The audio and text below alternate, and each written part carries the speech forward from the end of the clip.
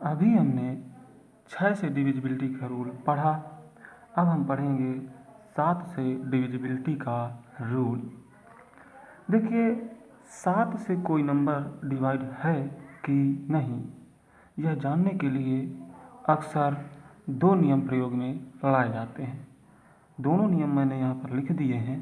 आप इनमें से किसी भी एक नियम का प्रयोग करके यह आसानी से पता लगा सकते हैं कि दिया गया नंबर 7 से डिवाइड है या नहीं।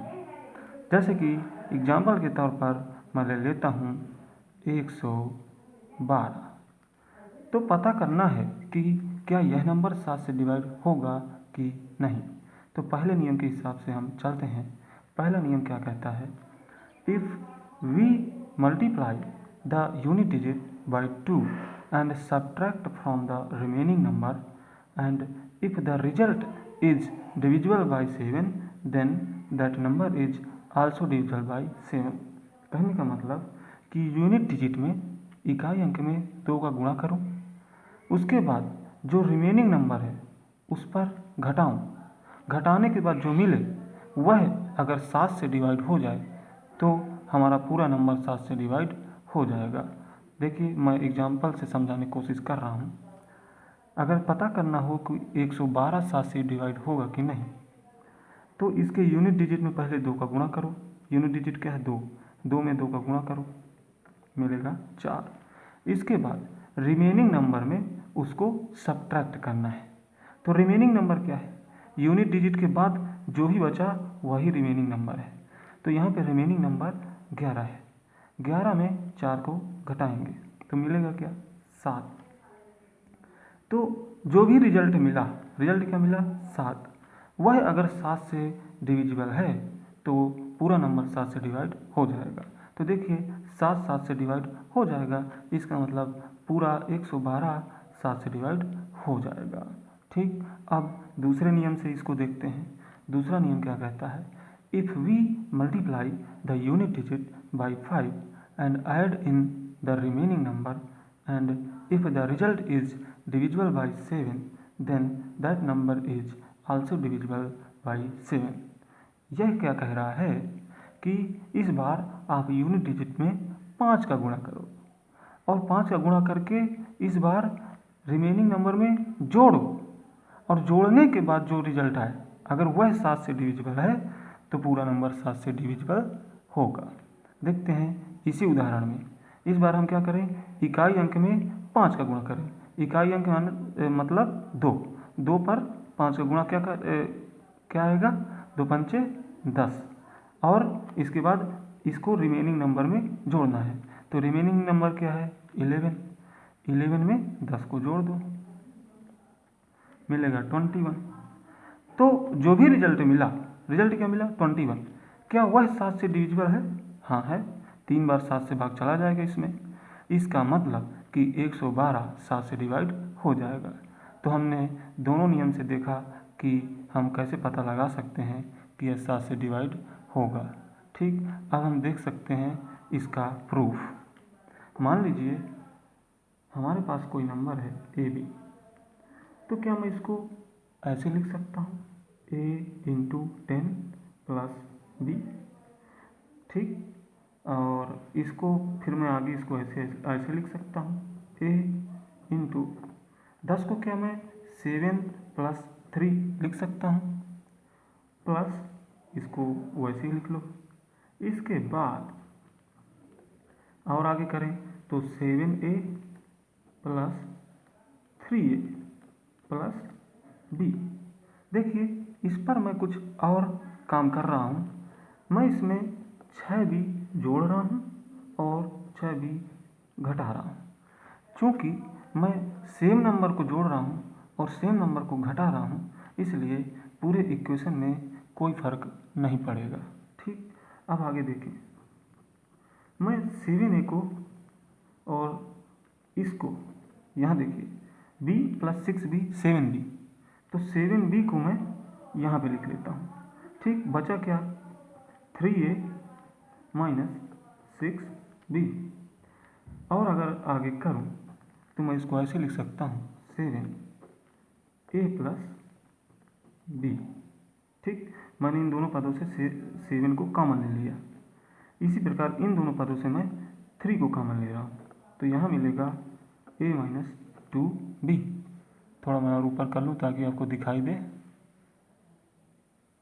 ओके, देखिए अब यह नंबर 7 से डिवाइड है कि नहीं, यह देखने के लिए हम इन दोनों पदों को देखेंगे। देखिए इस पद को देखिए, इसमें चूंकि 7 का मल्टीप्लिकेशन है, 7 का मल्टीप्लिकेशन है, चूंकि इसमें 7 का मल्टीप्लिकेशन है तो यह पूरा पद तो 7 से डिवाइड हो ही जाएगा। अब अगर ये वाला पद 7 से डिवाइड हो चुका है तो ये वाला पद भी 7 से डिवाइड होना चाहिए, तभी तो यह पूरा नंबर 7 से डिवाइड होगा। अब देखिए इस वाले नंबर को 7 से डिवाइड होना चाहिए। अगर मैं 7 से डिवाइड ऐसे दिखा दूं कि मैं इस नंबर को 7 से डिवाइड कर रहा हूं, ठीक है। देखिए अगर मैं इसमें 7 का भाग दूं तो 7 का भाग तब चला जाएगा ना जब यहाँ 7 का कुछ मल्टीपल हो या कुछ ऐसा नंबर बने जो 7 से कट जाए, ठीक है, या जिस पर 7 का भाग चला जाए। तो हम देखें यहाँ पे 3 है, 3 7 से कभी नहीं कटेगा, इसलिए 3 हमें कभी कुछ यहाँ नहीं दे सकता ऐसा कि हम 7 से डिवाइड कर लें। अगर 7 से डिवाइड होनी है इस संख्या को तो बात पूरी निर्भर करेगी इस कोष्टक वाली चीज़ पर, a माइनस 2b पर।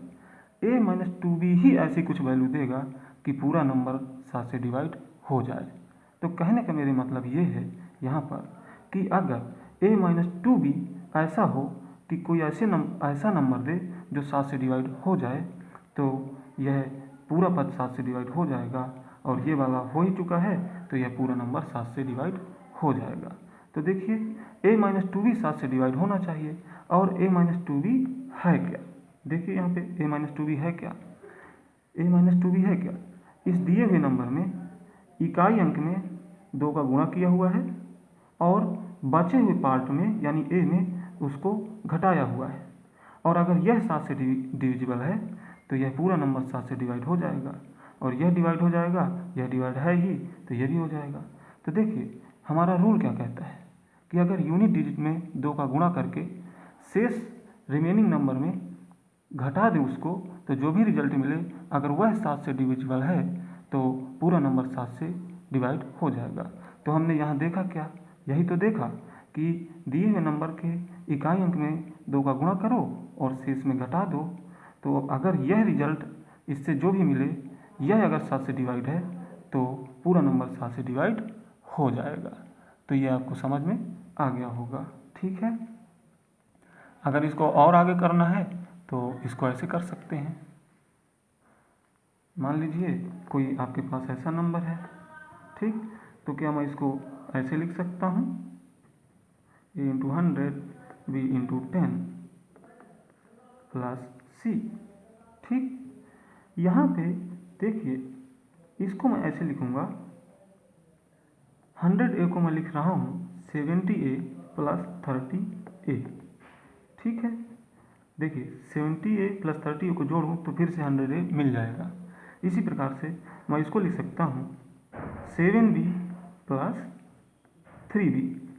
ये वही काम है कि 10 को मैं लिख सकता हूँ 7 प्लस 3, फिर a को गुणा करूँ तो ऐसे आ जाएगा। यहाँ पे मैं कोष्टक में पहले बना सकता था कि 100 को मैं लिख सकता था 70 प्लस 30, बाद में a का गुणा करता, तो मैंने डायरेक्ट करके लिख दिया है और इसको भी डायरेक्ट यहाँ करके लिख दिया है, ठीक है। और बचा क्या? c। तो यहाँ पे आप ये देखिए कि इसको थोड़ा सा मैं और कर लूँ। देखिए यहाँ पे मैं एक काम ये कर रहा हूँ, पहले मैं 3b को भी लिख लूँ, उसके बाद देखिए यहाँ पे मैं एक 6c जोड़ रहा हूँ और एक 6c घटा रहा हूँ। चूँकि मैं सेम नंबर जोड़ और घटा रहा हूँ तो कोई प्रभाव नहीं पड़ेगा इक्वेशन पर। अब हम आगे क्या करेंगे?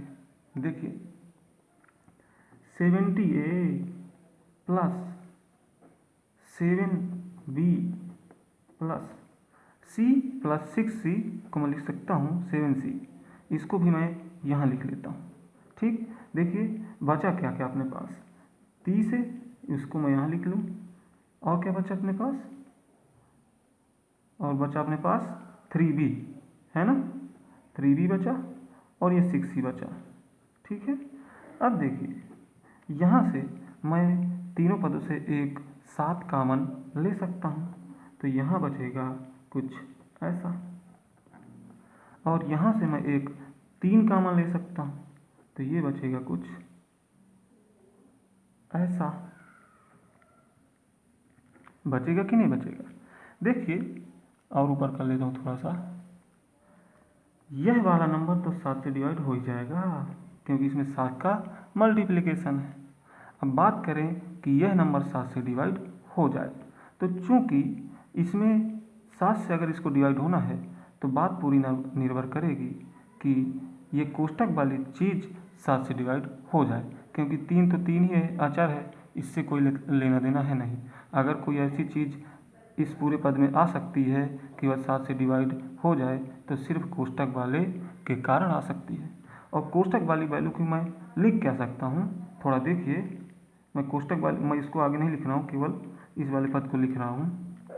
देखिए 10a प्लस बी है क्या, 10a प्लस बी को मैं क्या ए बी लिख सकता हूँ। जैसे मैंने ए बी को 10a प्लस बी लिखा, तो 10a प्लस बी को ए बी तो लिख सकता हूँ।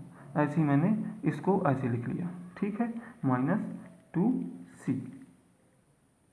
अब देखिए ए बी -2c 7 से डिवाइड हो जाए तो यह पूरा पद 7 से डिवाइड हो जाएगा।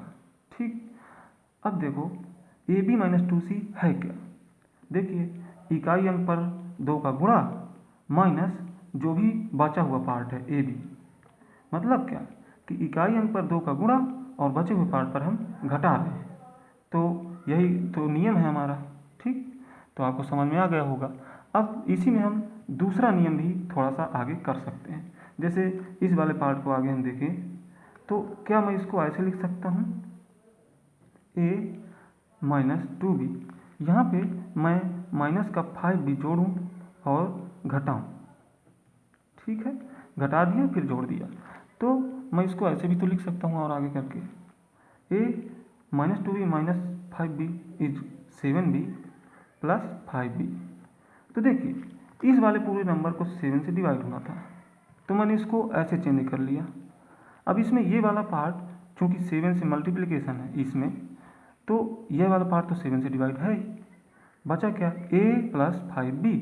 तो a प्लस 5b यहाँ पे अगर 7 से डिवाइड हो जाए तो यह पूरा पद 7 से डिवाइड हो जाएगा, क्योंकि 7 माइनस के 7 भी तो डिवाइड है ही। तो देखिए ये हमारा सेकेंड रूल बन गया कि अगर इकाई अंक में 5 का गुणा करके शेष में जोड़ दें तो, और अगर वह 7 से डिवाइड है तो पूरा नंबर 7 से डिवाइड हो जाएगा। और हमारा सेकेंड नियम यही कहता है कि इकाई अंक में 5 का गुणा करो, शेष में जोड़ो, अगर वह डिवाइड है तो वह पूरी संख्या 7 से डिवाइड हो जाएगी। ऐसे ही आगे मैं इसको भी प्रोसेस कर सकता हूँ। तो ठीक है, आप लोगों को समझ में आ गया होगा। Thank you.